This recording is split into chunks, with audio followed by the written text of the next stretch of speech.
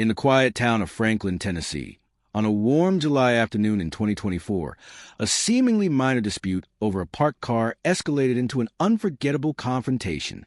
The Johnson family had lived on Cedar Lane for over a decade, their two-story brick home a familiar fixture in the tidy Meadowview Estates neighborhood. Robert Johnson, a 55-year-old retired high school teacher, and his wife, Linda, a 53-year-old nurse, were well-liked for their kindness and low-key presence. Their daughter, Jessica, 32, had recently made history as the youngest sheriff ever elected in Williamson County, a fact that filled her parents with pride, but was not widely advertised in the neighborhood. Jessica, who lived in a condo closer to downtown Franklin, often visited her parents on weekends, parking her unmarked county-issued SUV in their driveway. The vehicle, a black Ford Explorer with tinted windows and no visible police markings, blended in with the other cars on Cedar Lane. On this particular Saturday, July 20th, Jessica had stopped by to drop off some documents for her father and catch up over coffee. She pulled into the driveway at 2:15 p.m., her SUV neatly positioned behind her parents' sedan. Across the street lived Margaret Peggy Thompson, a 49-year-old HOA board member known for her relentless oversight of neighborhood rules. Peggy, a stay-at-home mom with a knack for spotting infractions, had a history of sending stern letters about everything from overgrown hedges to unauthorized basketball hoops. She prided herself on keeping Meadowview Estates orderly, though her neighbors often found her zeal exhausting. Peggy had never met Jessica, as the Johnsons kept their daughter's high-profile role private, and Jessica's visits were brief and infrequent. That afternoon, Peggy was in her front yard, watering her petunias, when she noticed Jessica's SUV in the Johnsons' driveway. To Peggy, the vehicle looked out of place. Too new, too official for a casual visitor.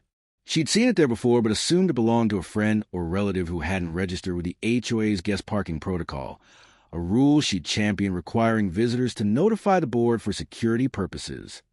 Peggy, clipboard in hand, crossed the street to investigate.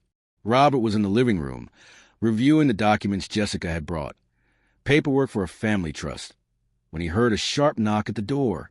He opened to find Peggy, her lips pursed, holding her clipboard like a badge of authority. "Mr. Johnson," she began, her tone clipped, "there's an unregistered vehicle in your driveway. You know the HOA rules. Who's visiting and why haven't they checked in?" Robert, used to Peggy's complaints, kept his tone polite. "That's my daughter's car, Peggy. She's just stopping by for a bit. It's in our driveway, not on the street, so I don't see the issue." Peggy's eyes narrowed. "All vehicles need to be reported, Robert. This is the third time I've seen that SUV here, and it's not on the list. I'm going to have to report this."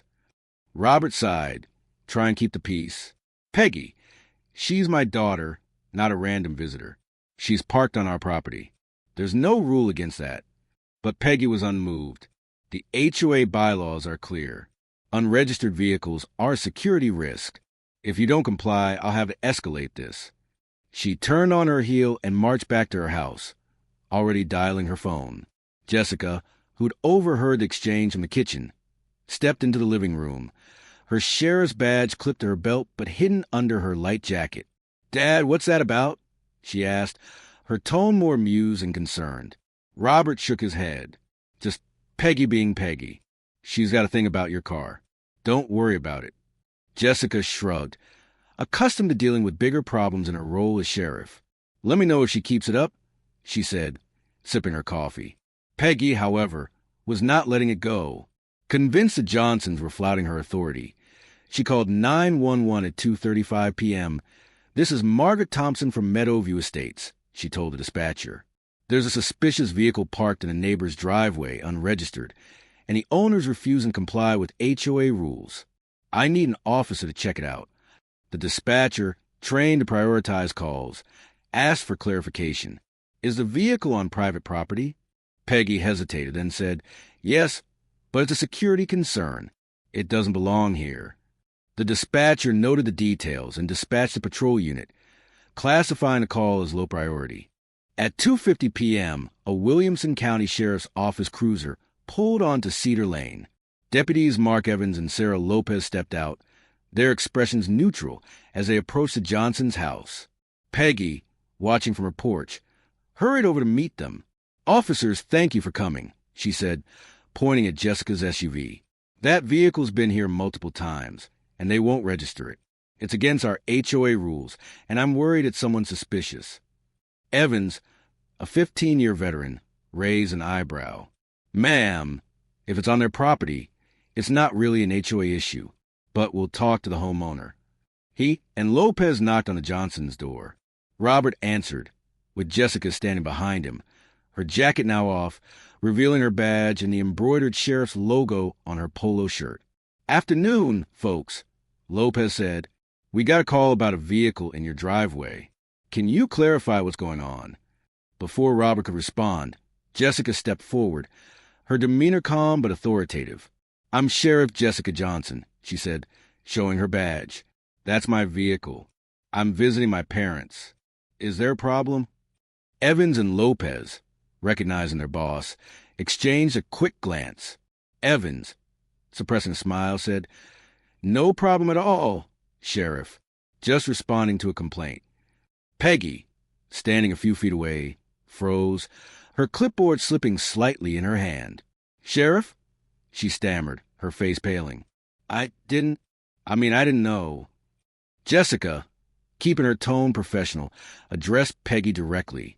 "Ms. Thompson, I understand your concern about the neighborhood, but my vehicle is parked on my parents' private property. There's no HOA rule that applies here, and calling 911 for this is a misuse of resources. I'd appreciate it if you checked the facts before escalating next time." Peggy, flustered, tried to backtrack. "I was just following protocol. We have rules for a reason." Lopez, stepping in, said, "Ma'am, 911 is for emergencies. A car in the driveway doesn't qualify. Let's keep this neighborly, okay?" Peggy nodded, mumbling an apology, and retreated to her house, her usual confidence shaken. The deputies, after a quick word with Jessica to confirm all was well, returned to their cruiser. As they drove off, Evans radioed the dispatcher, noting the call was resolved and adding, "Complainant didn't realize the vehicle belongs to Sheriff Johnson. No further action needed." The dispatcher, amused, logged the call, and word quickly spread through the sheriff's office. By evening, the incident was the talk of Meadowview Estates. Neighbors, many of whom had grown tired of Peggy's overzealous HOA enforcement, found the story both hilarious and satisfying. At the next HOA meeting, Peggy faced pointed questions about her judgment, and several residents proposed revising the guest parking rule, arguing it was overly intrusive. Peggy, embarrassed, stepped back from her usual domineering role, and her influence on the board waned. Jessica, unfazed, continued her visits to her parents, her SUV a regular sight in their driveway. The Johnsons, for their part, accepted Peggy's eventual written apology, choosing to move past the incident. The neighborhood, however, didn't forget, and the story of Peggy's 911 call on the county sheriff became a local legend, a reminder to check assumptions before picking up the phone.